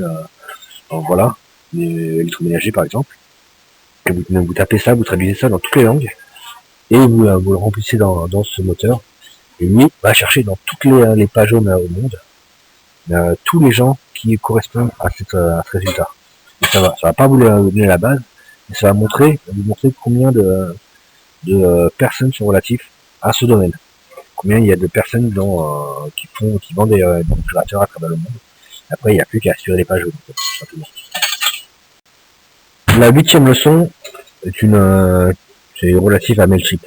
C'est une leçon utile si vous avez des petites bases d'emails. Oui, typiquement, si vous avez de l'ordre de moins de 10 000 emails à envoyer, Mailchimp, c'est parfait. C'est vraiment génial. C'est gratuit, oui, ça fait tout. C'est génial. En plus, c'est un taux de délivrabilité énorme. Pour des petites bases de mails, Mailchimp, si vous savez bien l'utiliser, c'est extraordinaire. Pour des grosses bases d'emails, ça finit par monter très cher. C'est très cher pour de grosses bases d'emails. Donc, si vous avez des très grosses bases, si vous avez 100 000, 200 000, 1 million, voire 1 million d'emails à envoyer, surtout n'utilisez pas Mailchimp, ça va vous coûter trop cher. Vraiment très très cher. Mais pour des petites bases, Mailchimp est un outil extraordinaire. Et après, il faut savoir l'utiliser au mieux. Mais là, on va vous montrer exactement comment utiliser toutes les fonctionnalités. Et c'est vrai que c'est un bel outil. La 9e leçon est une leçon très intéressante, très utile. C'est les trackers. Comment suivre quelqu'un sur votre site internet, comment savoir qui c'est, voir son nom, son prénom, son numéro de téléphone, sans même qu'il remplisse ça. Tout savoir sur une personne, qu'est-ce qu'il a vu, sur quelle page il se balade, quel produit l'a intéressé. Oui. Comment tout savoir sur une personne. Cette leçon, c'est typiquement ici crossbordertraining.com. Tous les Chinois qui viennent chez nous viennent parce qu'ils ont entendu parler de cet outil et ils veulent avoir accès à cet outil. C'est la principale raison pour laquelle ils viennent nous voir en général. Donc cet outil permet en effet à partir de bases de cornets que vous avez attrapées à droite à gauche via les aspirateurs de mail, via tout ce que vous avez pu trouver des sites d'entreprise, contacter les gens avec des trackers et faire que vous suivez ces gens, vous avez un accès, vous savez exactement qui ils sont. Donc si vous allez sur votre site, enfin si vous allez sur le site de tracking, vous savez, Nicolas Dupont au numéro de téléphone 1775 s'est connecté il y a 3 minutes sur telle page et il a consulté 27 pages depuis le début et c'est la 5e fois qu'il se connecte. Donc Nicolas Dupont est très intéressé, on sait qu'il est sur telle page et qu'il faut prendre le téléphone et l'appeler tout de suite pour lui vendre le produit parce qu'il est intéressé et qu'il attend que c'est comme si quelqu'un rentrait dans une boutique de chaussures et quand il rentre dans une boutique de chaussures, vous avez un vendeur qui vient le voir directement pour trouver quelle chaussure pour lui convenir le mieux. Et c'est pareil. Là, quand quelqu'un vient sur Internet, vient sur votre site, c'est pas compliqué de faire la même chose et de lui passer un coup de téléphone immédiatement et lui dire alors vous cherchez quoi exactement, vous cherchez plus ça, vous voulez, c'est tout à fait possible. Donc c'est ce que l'on vous explique dans cette leçon. La 10e leçon, c'est le référencement. Comment référencer votre site. Alors, en toute sincérité, le référencement c'est vraiment mon domaine de compétence. Je travaille pendant plus de 10 ans en tant qu'expert en référencement. Bon, au début, j'étais pas un expert en référencement, mais à la fin, clairement un expert en référencement. J'ai dirigé plus de 200 sites internet. J'ai managé le référencement de plus de 200 sites internet, dont un réseau, le réseau immobilier Alliance Habitat, qui, quand je l'ai pris, il avait un référencement de 0. Il y avait personne qui allait sur Alliance Habitat. Et au bout de 2 ans, on atteignait les 1 million, 1,5 million de visiteurs par mois. Donc au niveau référencement, il existe des techniques qui très puissantes pour pousser un site internet. Bon, tout de suite, Alliance Habitat aujourd'hui ne fait plus partie des principaux sites internet. C'était en 2008. En 2008, ils atteignaient 1,5 million de visiteurs par mois. C'était très puissant. On s'est fait sabrer par Pingouin, par Panda, par tous les algorithmes qui sont mis après. Mais non, en soi, on s'adapte au fur et à mesure. Il existe plein de solutions qui aujourd'hui, je vais surtout vous recommander des solutions très propres. Ne pas faire de publication automatique, ne pas faire. Il faut vraiment rester dans du très très très propre. Mais il y a même dans du très très propre, il y a des techniques qui sont très efficaces, qui peuvent vous permettre de vous référencer très vite sur un secteur et d'y rester, bien entendu. Et d'y rester. En français, c'est tendancieux, et d'y rester. Bon, et de rester numéro 1 sur le secteur. Donc là, on va vous expliquer toutes les techniques puissantes qui sont utilisées aujourd'hui pour positionner un site. Donc si vous voulez devenir un expert en référencement, allez-y, prenez cette leçon. La 11e leçon concerne les partenariats en ligne. Alors, il faut savoir que au niveau SEO, les partenariats en ligne, c'est bien. Cette leçon va vous permettre de faire du SEO dessus.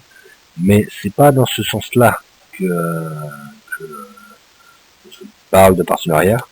C'est plus dans le sens, vous vendez des chaussures, eh bien, ça n'a rien de compliqué de récupérer la base de tous les webmasters. Je parle de la base exhaustive. La base exhaustive de tous les webmasters au monde qui ont un nom de domaine avec le mot chaussure, par exemple. Ou shoes, ou scarpe en italien. Ou sheds en Chine, par exemple. C'est pas compliqué de récupérer la base de tous les sites internet au monde qui utilisent certains mots-clés.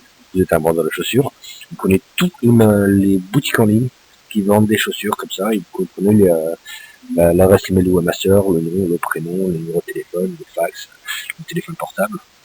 Vous pouvez, il y a une technique, ça, c'est ce que l'on va vous apprendre. Dans cette leçon, on vous apprend comment récolter cette base, pour que ensuite vous puissiez les contacter et leur dire, bien, nous fabriquons des chaussures. Bon, ça c'est très chinois. L'exemple est chinois, mais nous sommes une usine de chaussures. Vous avez un site internet qui s'appelle ASL Shoes. A priori, vous vendez des chaussures. Donc, est-ce que ça vous intéresse de publier nos chaussures qui vont coûter beaucoup moins cher? Nous sommes une usine, donc nous en fabriquons à l'appel.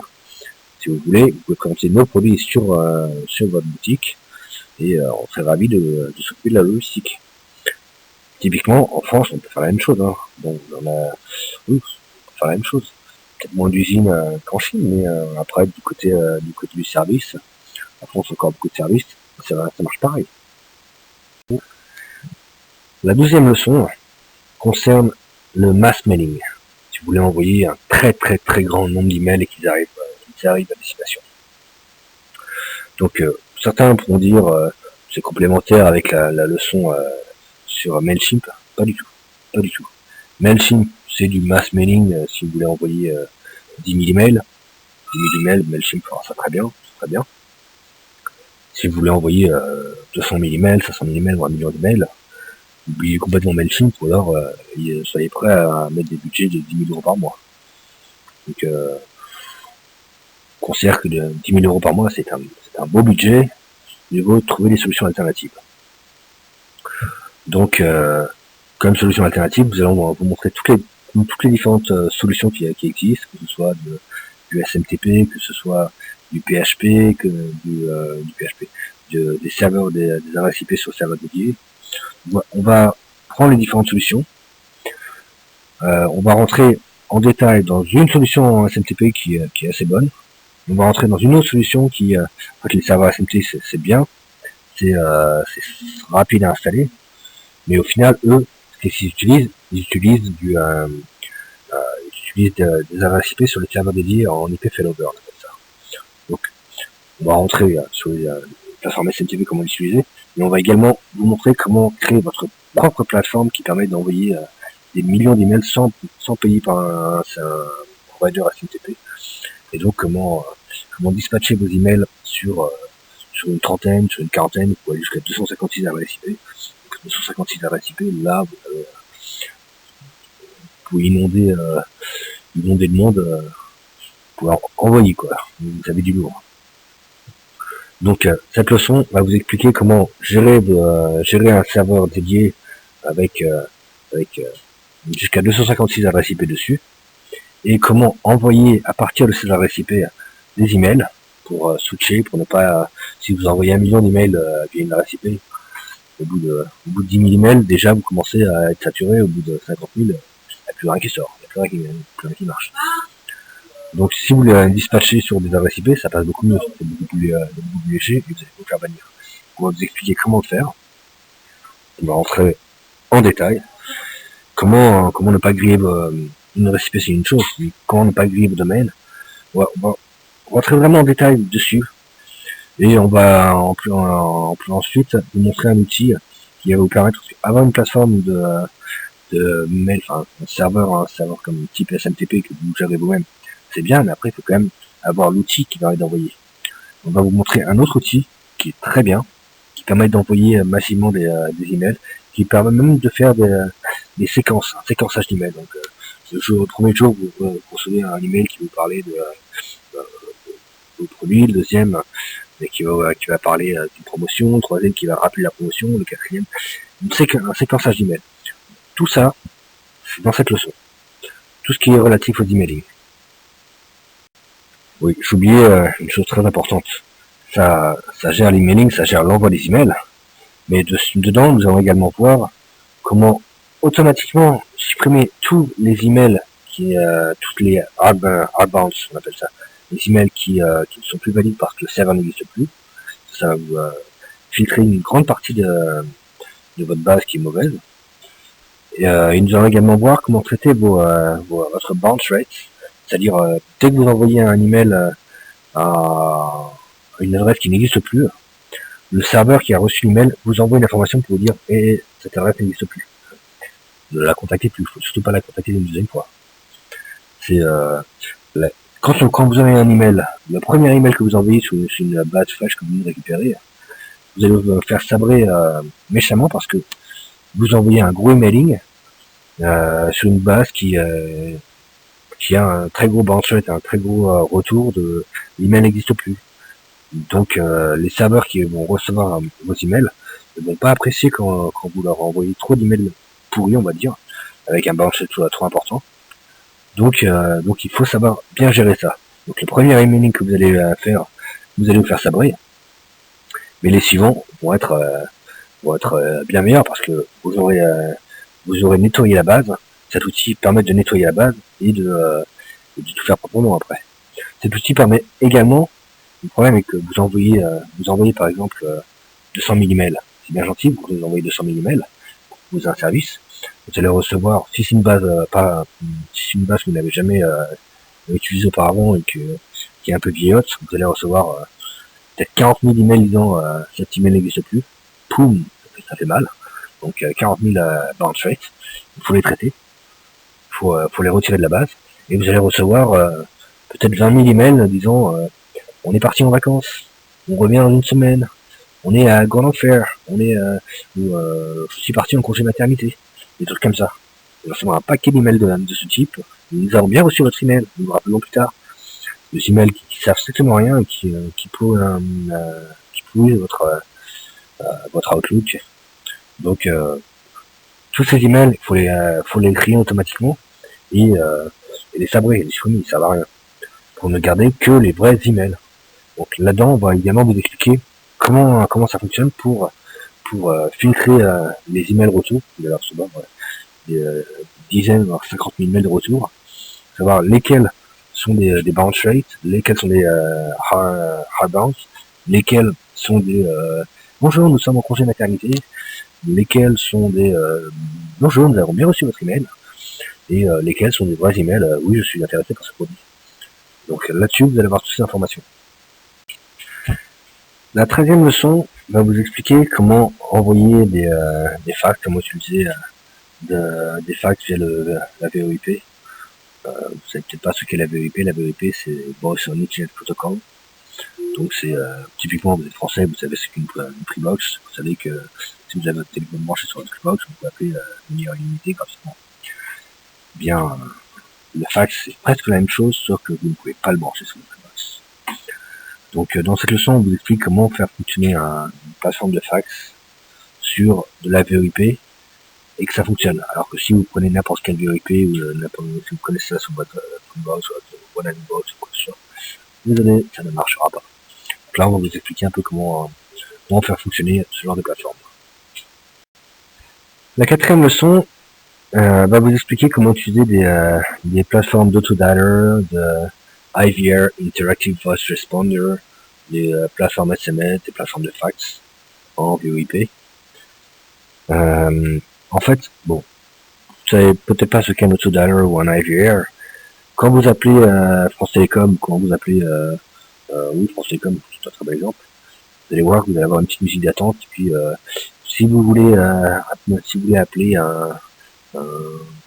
si vous voulez tomber sur un opérateur qui traite de ça, si vous voulez passer en anglais, appuyez sur la touche 3, si vous voulez c'est un robot qui va discuter avec vous, on voit après comment tout ce que vous voulez. Sauf que là chez France Télécom, eux, ils le font en mode réception.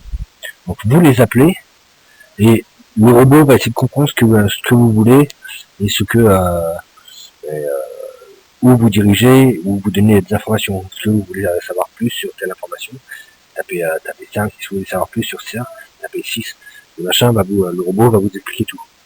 Ça, c'est un IVR, c'est un Interactive Voice Responder. Sauf que là, bien sûr, dans cette leçon, on vous explique comment le faire, mais on vous explique mieux. On vous explique comment le faire en manière d'appel. C'est vous qui appelez. Donc, vous collez ça sur les pages jaunes. Vous appelez toutes les sociétés en France et vous leur dites bonjour, nous proposons tel service, que vous êtes intéressé par ça, plutôt par ça, Si vous voulez plus d'informations, si vous voulez être mis en contact avec un opérateur, tapez sur 7, etc., etc. Donc automatiquement, vous pouvez appeler, c'est votre patron commercial qui appelle les gens, qui leur demande si vous êtes intéressé par ce genre de service. Si oui, c'est cool, sinon c'est pas grave. Au moins, vous ne mettez pas un vrai commercial qui va vous coûter relativement cher. C'est un robot qui appelle, tout simplement. Donc ça, c'est une solution. Donc il y a la même chose avec les SMS, la même chose avec les fax. Là-dessus, cette leçon va vous expliquer comment contacter les gens massivement sans email. La vraie raison de cette leçon, c'est parce que normalement vous avez probablement déjà, enfin, j'espère que vous l'avez fait, vous avez peut-être déjà pris la leçon sur comment aspirer les pages jaunes, comment aspirer n'importe quelle plateforme en ligne. Et si vous avez aspiré les pages jaunes françaises, les pages jaunes belges, les pages jaunes suisses, les pages jaunes canadiennes, là vous avez déjà une base francophone, vous pouvez les contacter par exemple. Le problème est que en aspirant les pages jaunes, vous allez avoir beaucoup d'emails, c'est vrai, mais la plupart des informations seront des numéros de téléphone, ce ne sera pas des emails. Vous n'arriverez pas à avoir les emails de tout le monde. Je dirais même 70% des données sont des numéros de téléphone et pas des emails. Donc si vous voulez les contacter, vous êtes obligé de passer par le téléphone. Avec ça, vous êtes capable de contacter tout le monde par téléphone, avec un robot qui les contacte, ça passe en VoIP, donc c'est gratuit. Voilà, nous avons fait le tour des différents supports de cours. Donc on arrive vraiment à la fin de la présentation. J'espère que ça vous a plu. Vous pouvez trouver des choses très intéressantes, j'espère. Je souhaiterais vous parler tout de même du côté Web Agency. C'est-à-dire, nous pouvons faire, si vous avez des problèmes, nous pouvons déployer les solutions. Ici, je vais vous parler que de deux éléments, qui est de la collecte d'informations sur les pages jaunes et le SEO. Le SEO, c'est le référencement, Search Engine Optimization. Donc au niveau de la collecte, l'aspiration des pages jaunes, donc c'est très bien que beaucoup d'entre vous sont intéressés par ça. C'est un outil extraordinaire, mais ça risque de vous saouler assez rapidement de comprendre comment utiliser les outils d'aspiration et de faire ça sur toutes les plateformes, parce qu'il y a plus d'une centaine de plateformes. Ça risque de prendre beaucoup de temps et d'énergie à tout aspirer. Donc, si vous voulez que nous le fassions, on peut le faire, on sait le faire, on maîtrise parfaitement les outils. Donc, on peut aspirer n'importe quelle page jaune. Vous nous dites quelle page jaune vous voulez aspirer, quelle plateforme, sur crossbordertraining.com/checkyellowpage /cyp.checkyellowpage. Vous allez avoir le moteur avec tout pour rechercher. Ça va scanner toutes les pages jaunes pour vous, ça va vous donner le résultat, combien de résultats se trouvent dans cette page jaune, dans celle-là, dans celle-là, dans celle-là, dans celle-là, pour les critères que vous avez tapés. Et donc, si vous êtes intéressé par les pages jaunes françaises, anglaises, italiennes, espagnoles, vous nous faites la liste, vous nous envoyez ça, et ce que nous faisons, c'est nous facturons 200 € la première page jaune. Donc, si vous voulez simplement aspirer les pages jaunes françaises sur telle thématique, c'est 200 €. La deuxième page jaune, c'est 150 € jusqu'au 10e. C'est sur PrestaShop, ça fonctionne comme ça. C'est paramétré. Si vous dites je vais aspirer 40 pages jaunes, automatiquement ça va être dégressif. Le système va automatiquement dégrossir le prix. Et au bout de la 10e page jaune, ce sera à 100 € la page jaune aspirée. Donc si vous voulez aspirer 40 pages jaunes, ce n'est pas le prix sous les yeux, mais sur PrestaShop, vous tapez 40 et ça va vous donner le prix tout de suite. Donc là, nous pouvons aspirer pour vous n'importe quelle page jaune et nous vous donnerons les résultats avec le nom, le prénom, le numéro de téléphone, le fax, l'email si c'est possible. Beaucoup n'ont pas d'email. Aussi, quand on récolte les emails, c'est pas parce que les gens ne donnent pas les emails que l'on ne peut pas récupérer les emails. Typiquement, sur Alibaba, les gens nous disent mais comment est-ce que vous avez récupéré nos coordonnées? C'est simple, si un nom de domaine, il y a la société Tartampion qui vend des produits, elle n'a pas donné son email. Bah oui, t'as pas donné ton email, c'est pas grave, t'as donné ton nom de domaine. Donc si tu donnes ton nom de domaine, les robots vont automatiquement prendre le nom de domaine, scanner le domaine, voir si c'est une page contact ou feedback ou callback ou une page relative au contact ou about us. Ils vont la scanner, regarder s'il y a un email dedans. S'il y a un email, s'il y a 2, 3, 4, 5, 6, ils vont tous les prendre. Ils vont regarder s'il y a des outils type Live ou QQ ou Skype ou même Facebook, des comptes Facebook, vont automatiquement régénérer les emails relatifs. Parce que quand on a un numéro QQ, on rajoute @QQ derrière, .com, et on a l'email. Quand on a un Skype, un identifiant Skype, on rajoute quand on a un Facebook, on rajoute @Facebook derrière, et on a un email Facebook qui est ensuite redirigé par Facebook sur la bonne email. Donc tout ça, même si le site ne montre pas l'email, on peut le récupérer. Et même s'il n'y a pas d'email sur le site, on peut quand même le récupérer, du moins l'adresse email du propriétaire du site et du webmaster, à travers la base de registre des whois. On appelle ça un whois. Donc, dès que quelqu'un achète un nom de domaine, il donne son email. Il est obligé de donner son email. Si vous avez déjà acheté un nom de domaine, vous avez forcément donné votre email, vous avez forcément donné votre numéro de téléphone, vous avez forcément donné votre nom. Et donc ça c'est consultable, c'est gratuit, n'importe qui peut le consulter. Donc il faut l'outil va les consulter automatiquement et récupérer toutes ces informations là. Donc même si les pages ne fournissent pas l'email est récupérable à travers le nom de domaine. S'il y a un nom de domaine, il y a un email. S'il y a un nom de domaine, il y a un numéro de téléphone. S'il y a un nom de domaine, il y a un fax. Vous récupérez toutes ces informations là et après vous les contactez. C'est tout ça. Enfin, si vous voulez pas le faire, on le fait. On peut scanner tout ça pour vous. Alors, le dernier point, c'est le SEO. Je vous ai dit auparavant que j'étais un expert SEO, que j'ai plus de 10 ans de SEO, que j'ai géré plus de 200 sites internet au niveau de référencement. Donc, si vous préférez que je m'occupe de votre site internet, que je lance la campagne SEO, il n'y a pas de souci, je peux le faire. Donc, je peux le faire. Comment ça se passe? Bien, ça se passe en 2 étapes. D'abord, il faut lancer la campagne. Le lancement de la campagne se fait par catégorie, par principale catégorie. Donc, c'est la principale catégorie si vous vendez principalement des chaussures. La principale catégorie, c'est celle-là qu'on va optimiser à fond. On va tout faire pour booster ça. On va retravailler votre site, on va retravailler les URL, on va retravailler le contenu sur la principale catégorie. Si vous avez deux catégories complètement différentes, il va falloir faire 2 campagnes complètement différentes. C'est vraiment différent. Mais si vous vendez des chaussures et vous vendez des réfrigérateurs, il va falloir faire 2 campagnes différentes. Ça n'a rien à voir. Par contre, si vous vendez des chaussures bateau, puis des chaussures en cuir et des baskets, bon, c'est des chaussures. Ça, on peut travailler dessus. Ça, c'est bon. Donc, pour commencer la campagne, on prend 500 € pour lancer la campagne, préparer le contenu, réoptimiser le site. Et ensuite, par mois pour payer les gens qui vont faire des liens très propres. Ce qu'il faut faire, quand je parle de référencement aujourd'hui, c'est qu'il faut faire du très très propre. Il faut vraiment faire du nickel. Donc quand Google regarde le site, il dit bon, ça c'est nickel, ça c'est nickel, ça c'est nickel. Il n'y a rien de louche.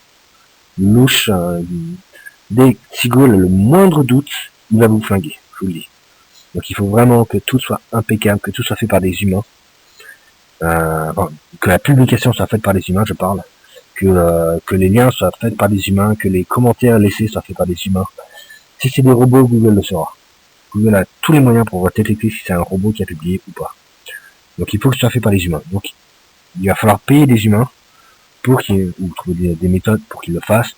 Le mieux c'est de les payer, parce que les humains ne demandent pas beaucoup d'argent pour faire un copier-coller d'un texte. Mais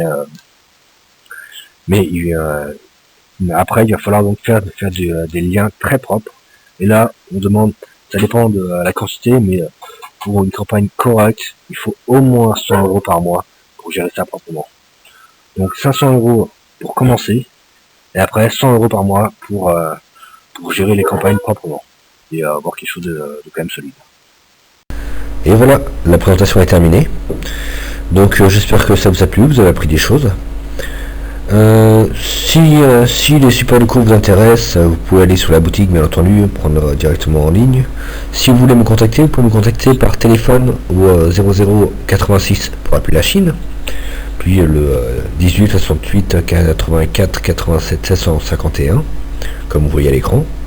Je vous préviens, vous avez une forte chance de tomber sur ma femme. Elle ne parle pas français, elle parle très bien anglais, mais elle ne parle pas français. Dans ce cas, vous demandez allemand. Sinon, mon Skype est oslo_fr et mon email est alban@crossbordertraining.com. Sur ce, en tant que bon vieux breton, je vais vous laisser sur une musique de circonstance.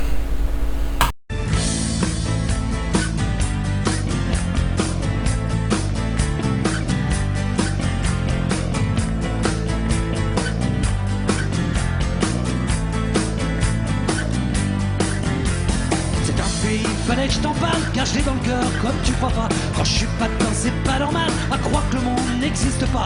C'est pas fait pour les concurrents après la pluie ou je sais pas quoi. Moi j'aime mieux sous un ciel qui chiale balayé par un vent nord. Là-bas c'est la mer qui donne et qui reprend quand ça lui plaît.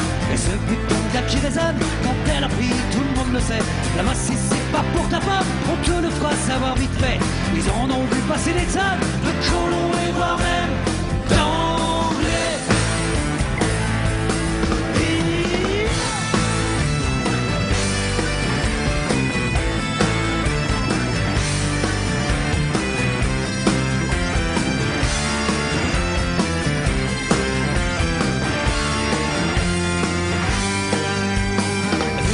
Toute la violence qui fait lever le poing sur la place, qui rappelle qu'il y a méfiance après la langue, on vise la race. Elle sait pas trop gêner la France pour lui mettre les pieds dans la crasse. Une fois que l'idée d'indépendance ne laisserait pas vraiment de glace. Car ça n'aime pas les concurrents à la cupidité vénale. Une duchesse encore enfant s'est fait mettre d'une manière royale. Sa liberté c'est l'océan qui la nuit va rejoindre les étoiles. Et sa terre qui a fait serment d'être à jamais éternelle.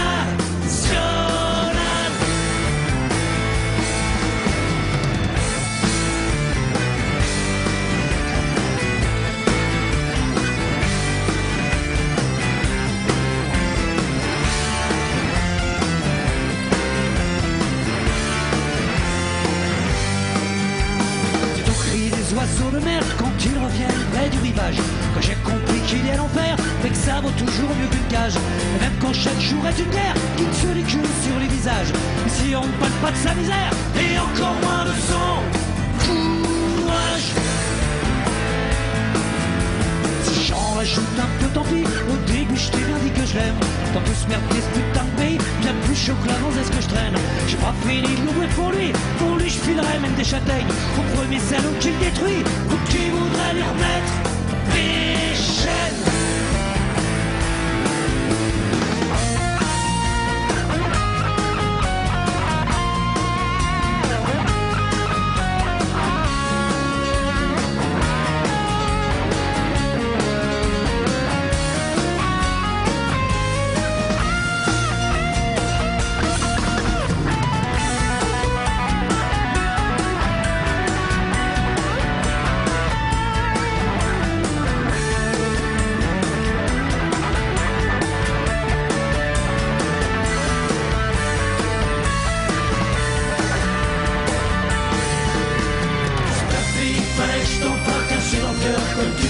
Quand je suis pas dedans, c'est pas normal à croire que le monde n'existe pas.